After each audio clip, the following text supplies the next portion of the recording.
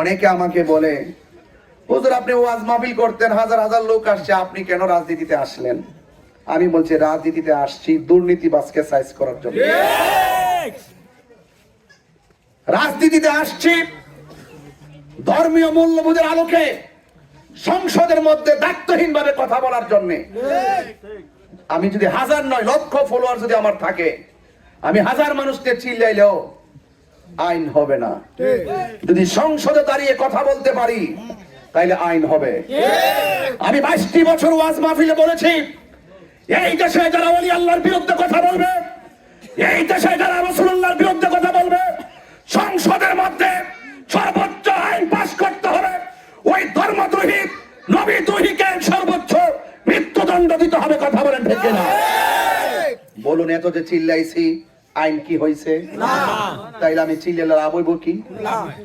তাহলে রাষ্ট্রতন্ত্রের গুরুত্বপূর্ণ জায়গায় যদি গিয়ে কথা বলতে পারি, সেখানে কথা হবে, সেখানে আওয়াজ হবে, সেখানে আইন হবে, সেখানে রাসূলুল্লাহর আদর্শ প্রতিষ্ঠার ক্ষেত্রে যদি আইন প্রণয়ন হয়, তাহলে এই দেশের ভিতরে কেউ রাসূলুল্লাহর বিরুদ্ধে কথা বলতে পারবে না।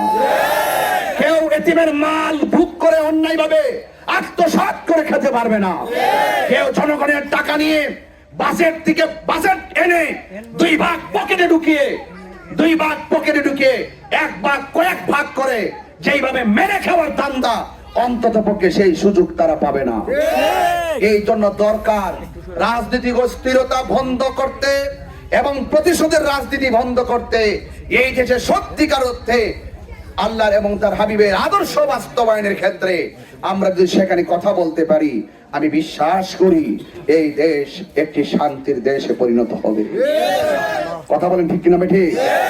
আমি শাসক হতে আসি নাই যে আমি আপনাকে চাপ প্রয়োগ করব। আমি শাসক হতে আসি নাই যে আপনি আমার সঙ্গে দেখা করতে গেলে আপনি একদম আমার জন্য এমন ভাবে ভয় পাবেন, আমাকে দেখলে আমি ভয় পাবেন। এই শাসক হওয়ার জন্য আমি স্বপ্ন দেখি না। আমি মনে করি আমি মানুষ, আর আমি ওয়াজ মাহফিল করি, যত বড় হয় না কেন আল্লাহ আমাকে দিয়েছে, কিন্তু আপনাকে আল্লাহ এমন কিছু দিয়েছে যেটা আমাকে দেয় নাই। সবচেয়ে বড় কথা হলো মানুষ। আপনি আমার কাছে মন খুলে কথা বলবেন, মন খুলে আমার ঘরে যাবেন, মন খুলে যা আমার সামনে বলবেন, কোনো ভয় থাকবে না। আমি শাসক হতে আসি নাই, আমি শোষক হতে আসি নাই, আমি সেবক হতে এসেছি। আমি সেবক হতে এসেছি। দায়িত্বহীন কণ্ঠে আবারও বলছি, আমি সেবক হতে এসেছি। যখন আমি যাই চা শ্রমিকের কাছে, যখন তারা বলে হুজুর 178 টাকা দিয়ে চলে না, আমাদের কিছু ভালো খেতে মন চায়, তখন কলিজাটা ফেটে যায়। যখন আমি তাদের কাছে গিয়ে দেখি হুজুর আমার প্রেগন্যান্সির ভিতরে মহিলা, তারা রাস্তার কারণে মারা যায়, তারা জায়গা মতো যেতে পারে না, হসপিটালে যেতে পারে না, আমি চাই যে ওই সমস্ত তাদের মেহনতি মানুষের কষ্টগুলো হৃদয়ে ধারণ করে রাষ্ট্রতন্ত্রের গুরুত্বপূর্ণ জায়গা থেকে তাদের চিরস্থায়ী সমাধান করা। শুধুমাত্র একদিন 200 বিরিয়ানির প্যাকেট দিলে কি সমাধান হয়ে যাবে? শুধুমাত্র একদিন 100 কম্বল দিলে কি সমাধান হয়ে যাবে? আপনি 100 করে কম্বল দিয়েছেন, শত শত ঘর শীতে কাঁপতেছে। আপনাকে চিরস্থায়ী বন্দোবস্ত করতে হবে, তাদের সঠিক বাসস্থানের ব্যবস্থা করতে হবে, পানির সংকট থেকে শুরু করে, তাদের চিকিৎসা থেকে শুরু করে, শিক্ষা থেকে শুরু করে, স্বাস্থ্য থেকে শুরু করে, অবকাঠামো উন্নয়ন থেকে শুরু করে প্রত্যেকটা সেক্টর অত্যন্ত ইমানের চিত্তে দৃঢ়তার সাথে নীতির সাথে বাস্তবায়ন করার দৃঢ় প্রতিশ্রুতি নিয়ে আপনাদের মাঝে আপনাদের সন্তান এসেছে। আপনাদের সাথে আমার সামাজিক সম্পর্ক কি আছে জানি না, পারিবারিক সম্পর্ক কি আছে জানি না, রক্তের সম্পর্ক কি আছে জানি না, তবে দায়িত্বহীনভাবে একটা কথা বলবো, চুনারঘাট মাধবপুর বাসীর সাথে আমার আত্মার সম্পর্ক রয়েছে। মোমবাতির আলো সংসদে জ্বালো, মোমবাতির আলো আরিফ ভাইয়ের সালাম নিন। আমার আজকে আমাদের প্রচারণা শুরু এখান থেকেই। মাইক নিয়েছে এই প্রথম।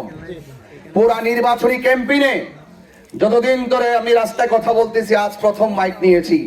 আর এই মাইক আপনাদের বাজার থেকে শুরু করলাম, যেন এখানে এসে যেন আপনাদেরকে নিয়ে যেন আমরা যেন শুধু মালিক আমাকে দয়া করে আপনাদের সমর্থন, আপনাদের ভালোবাসা, আপনাদের আন্তরিকতা এমন ভাবে আপনারা একটু বিলাই দেওয়ার চেষ্টা করবেন, অন্তত পক্ষে যেন এই দেশটাতে যেন সার্বভৌমত্ব সুরক্ষা এবং নবী প্রেম যেন কায়েম হয়, সেই আশাবাদ ব্যক্ত রেখে আপনাদের মহামূল্যবান ভোটটুকুন মোমবাতির প্রতীকে চেয়ে আমি আবারও আপনাদেরকে সালাম দিয়ে বিদায় নিচ্ছি।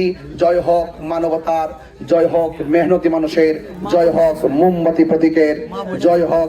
আমি দেখেছি অনেকগুলা মা বোনরা চতুর্পাশে দাঁড়িয়ে আছে, আমার মা বোনদেরকে বলবো, মা, মোমবাতি প্রতীকটা অনেক মায়ার প্রতীক, কথা বলেন ঠিক কিনা? এই প্রতীকটারে ধর্মবর্ণ সবাই পছন্দ করে। আসসালামু আলাইকুম ওয়া রাহমাতুল্লাহি ওয়া বারাকাতুহু। সালাতু ওয়া সালামু আলাইকা ইয়া রাসূলুল্লাহ ওয়া আলা আলিকা ওয়া আসহাবিকা ইয়া নবী আল্লাহ। সম্মানিত চামলতলীবাসী, আপনারা জানেন আসন্ন ত্রয়োদশ জাতীয় সংসদ নির্বাচনে হবিগঞ্জ ৪ চোনারগড় মাধবপুর বৃহত্তর সুন্নি জোট সমর্থিত বাংলাদেশ ইসলামী ফ্রন্ট মনোনীত মোমবাতি প্রতীকে আমার প্রতীক বরাদ্দ হয়েছে এবং বৈধভাবে বরাদ্দের পর প্রতীক পাওয়ার পর আজকে থেকে কিন্তু আমাদের প্রচারণা ওপেন শুরু হয়েছে